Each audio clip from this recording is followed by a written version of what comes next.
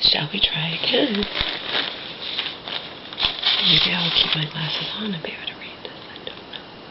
I'm gonna try again, people.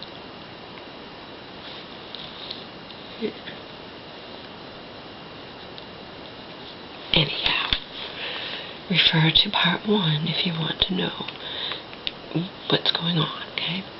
In November of 2012, I wound up in the emergency room once via ambulance of X hospital 2 different times because my 2008 bulging disc injury flared up with a vengeance at the end of my 6.5-month stay at X homeless shelter. I was so happy to move in with my mom on November 11th, 2012, but she lived in a senior citizen mobile home park and wasn't certain how long I'd be allowed to stay with her and try to heal. In the wee hours of November 2012, I woke up in excruciating pain and begged my mom to call an ambulance because I literally couldn't move. I was taken by ambulance to X hospital. I have fortunately not had to be hospitalized for any back problem since November 2012, but I've unfortunately suffered through a lot of trauma that has led me to my current not very good mental state. My mental health has significantly deteriorated since I was first approved for disability in October 2012, and the following is only a brief summary of the reasons behind why I definitely do not feel that I am even remotely able to return to work at this time. 8 months after I moved in with my mom, who had managed to get a doctor's note that allowed me to live with her indefinitely, my mother's beloved to her sister / my beloved to me aunt sadly succumbed to the pancreatic cancer that had been ravaging her body since December 2011. Shortly before my aunt passed away in the summer of 2013, my poor, weak mother suffered a bad breakdown and had to be sectioned yet again in her life. My mom was at X mental hospital for a little over 2 weeks. Shortly after my mom was released, my aunt died and my mom just couldn't handle it. Parentheses, neither could I, but I tried to be strong for my mom, who was clearly in a lot of unbearable pain. ****. When my mother hurts, I hurt.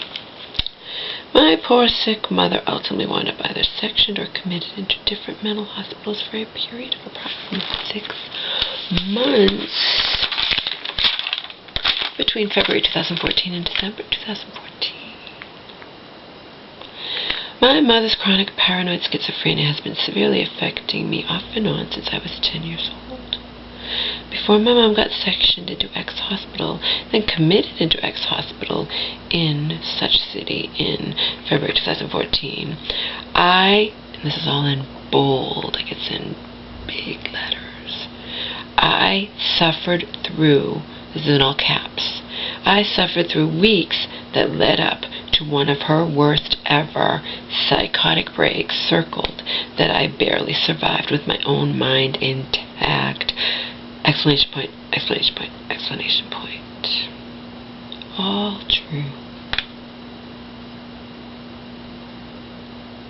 All true. My pug and I moved out of my mother's home the day after my mom got yet again dragged away by the police. From February 8th, 2014 until the end of May 2014, I lived peacefully with my new roommate, who had found me via my Craigslist roommate ad, his dog, and my dog. But even though I had faithfully paid $600 a month rent, my roommate, in capitals, whom I had falsely believed cared about me and my dog Omar, together with his landlord, used a loophole to screw me over and immediately force me out of my 4-month home. As fate would have it, my mom finally got released from X hospital. Family conflict revolving around my mom's half-sister forced me to go back to live at X shelter, but at least my mom could once again take care of my dog. I visited my mom and my dog on the weekends. My mom had chosen to initiate a lawsuit against her sister, who had held a durable power of attorney over my mom. Remember, this thing in my ass hurts. moving. Who had held it for many, many years. My mom couldn't really handle going against her only living sister. One of my mom's other beloved sisters, of course not even remotely as beloved as this one that died of pancreatic cancer, and this one who died of pancreatic cancer, we will all tell you, even Auntie said to me relatively recently, she was the glue that held this family together, okay? Anyway, one of my mom's other beloved sisters had passed away while my mom had been locked up at X hospital. My mom really could not handle anything that had happened to her over the past year. Surprise, surprise, my mom got sick again. I was supposed to move in with somebody new while my mom continued to care for Omar, but my plans fell by the wayside because I needed to move into my mom's home in order to handle her affairs and take care of my dog. My mother got sectioned into X hospital on October 8th, 2014, and then shockingly suffered a grand mal seizure on October 10th, 2014. Yes, I married 2 days later. And yes, people, she had never suffered a fucking any type of seizure in her life. Okay. Star. My mother had never had any type of seizure in her life. Ooh, I just said that, didn't I? On October 27th, 2014, I believe it was the 27th, maybe the 29th, my mother was committed into this hospital and not released until, I have to find the dates, plug them into my handwritten piece of paper. I already told you in the other video why I'm doing handwritten, and why I don't care, and why it won't matter if you scold me because it'll be too late. Ha ha ha ha. It doesn't matter. They're not going to read that 10-page thing. I'm well aware of that. I hope they do read it, just as I hope the elder abuse folks and the judge and whatnot don't read the 5.5-page typed thing that I turned in regarding my objection to my mom's having a guardian. Remember, I turned it in after the guardian thing was already taken off the table anyway, so, you know, they probably won't read it. And hopefully they won't, because I don't know, things are changing around again. I can't keep up with this shit, you know. First you tell me I'm too mentally ill to do anything, and now you're telling me you don't want my mom, the lawyer's going to try to tell me I'm not have a conservator, and you want to say that I should handle everything. I mean, that's just an about face that I really can't, you know, I can't just, I don't know, it's all making my brain spin. Prior to being sectioned and then committed into this latest mental hospital, my mom had been seeing a lawyer and trying to fight her sister's longtime power over my mom's financial affairs. Of course, I got embroiled in all this legal stuff, and I've even had to go to court. I'm going to court again very soon. All this legal family stuff has negatively affected my life in a number of important ways, just as my mother's frequent breakdowns have caused endless conflict within me.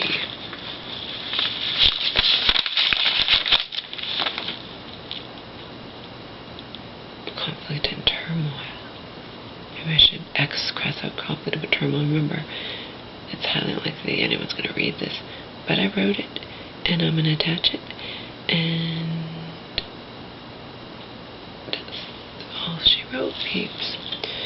Since November of 2012, I have barely had a chance to breathe, let alone to mentally heal in any manner whatsoever.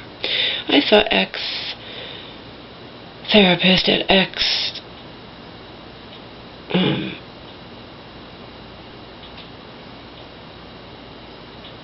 whatever you call it. What do you call a place where the therapists are? I don't know. Whatever. I saw ex-therapist at mental place, I don't know. Several times in the summer of 2014 before my mom's illness forced me to quit going to therapy because I was missing too many appointments. One of the times I missed my therapy appointment was when I went to court with my mom who wanted to try to get a restraining order against her sister, who my mother and I believed had lied to the police in an unsuccessful attempt to get my mom sectioned yet again.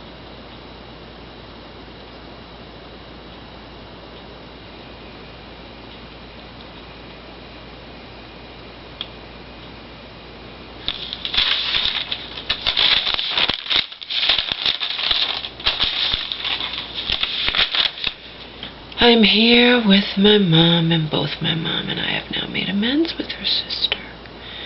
This past winter was horrible here in Massachusetts, but I'm now getting back to therapy. I went to X Mental Health Facility Center, whatever, on X. And I have an appointment with a new therapist on X date. Last time you sent me out this re-review firm, I was trapped in the middle of pure chaos and barely holding it together. My mom had recently been sectioned and suffered a horrible seizure. I should change A to that since I already told them about the seizure. Just cross off A to that because remember, nobody's going to read this anyway, and who cares? If they do read it, I'm sure it will help my case. And if they don't read it, just the fact that I've typed it, just the fact that I sent it handwritten and, and it's crossed off and has big letters sometimes and et cetera, might help my case, Either way, it'll help my case rather than to not attach it at all, right? Because I don't have to attach anything. Remember, I can just send in the form and put on the little boxes the times I was in the hospital and the times I saw the therapist. I'm attaching this because I feel like it. Because it can't hurt. It could help and can't hurt. It certainly can't hurt. And it could help. Just its existence could help even if nobody bothers to read it or only skims it or whatnot. Recent section except for that horrible seizure. I was terrified for my mom and didn't know if I'd be allowed to stay in her home where she was supposed to be taking care of my dog. Here is the crux of the matter.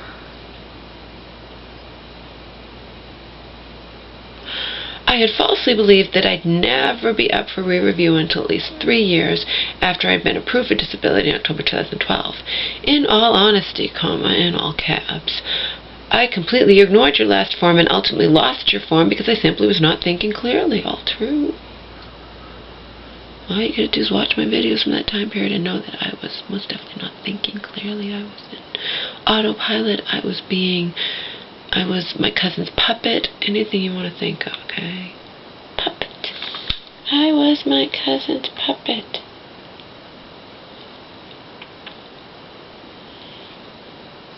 I believed I found a friend in LA who would be with me until I died. Surprise, surprise. Nope. What else is new? If I am borderline, and you wonder why they say about borderlines, why it's out in some people's comments, under somebody's video comments, they build up layers and layers and layers of defense because they're so used to being hurt, they expect everyone to hurt them. Okay? I was constantly terrified that I was going to break down like my mom had done. Then what would have happened to my, in quotations, baby, question mark, question mark, question mark. Please don't take my Social Security benefits away from me. I truly hope to eventually become well enough to work again, but I know in my heart that I am not even close to being well enough to work again at this time. Sincerely, LAP.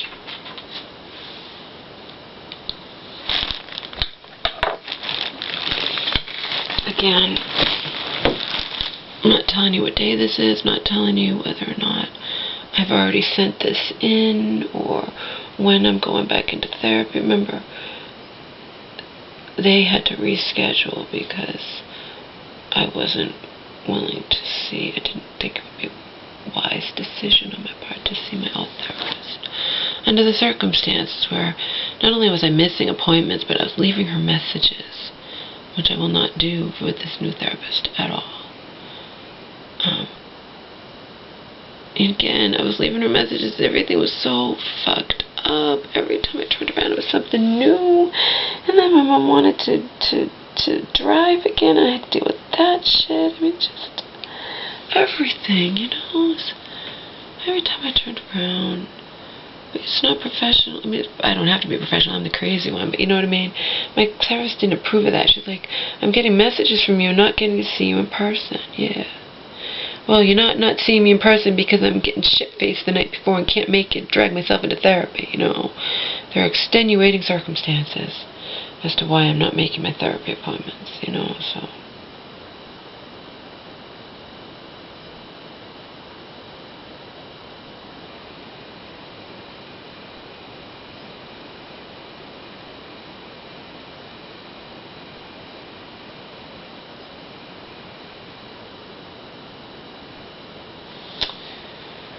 So, that was all she wrote.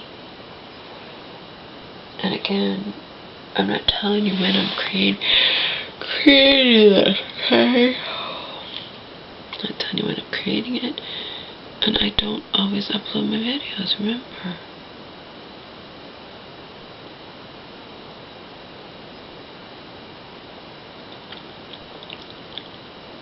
You have to carefully think about everything. Because I don't know when, I don't want you to know when I'm going back into therapy. I don't want you to know what day this is, okay? Maybe I'm going back into therapy, you know, maybe I already have. Or maybe, you know, maybe I'm doing it. You never know. Maybe I'm doing it the day I'm creating this video. Maybe once you get this video, I've already gone into therapy. Or maybe it's, you know, not even going to be this week. And you know, I went and saw someone the end of last week. But you don't know when they had to reschedule, so.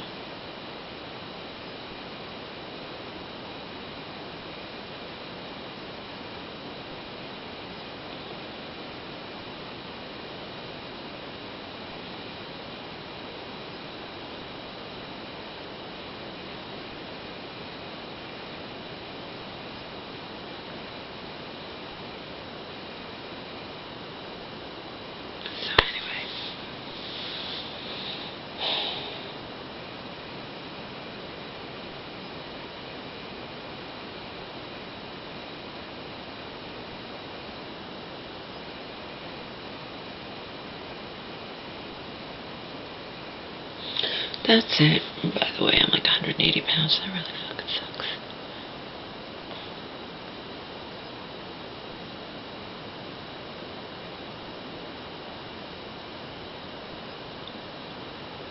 But I'm hoping when all the court shit's over with, when everything is just settled one way or the other, you know, I can buckle down, lose the weight, go to bed at a reasonable hour every single night, you know.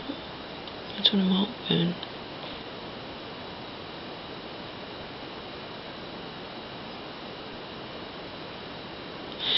And that's all I have to say on that matter. Good night, peeps. I'll, of course, keep you posted. You know, regarding everything, I'll keep you fucking posted.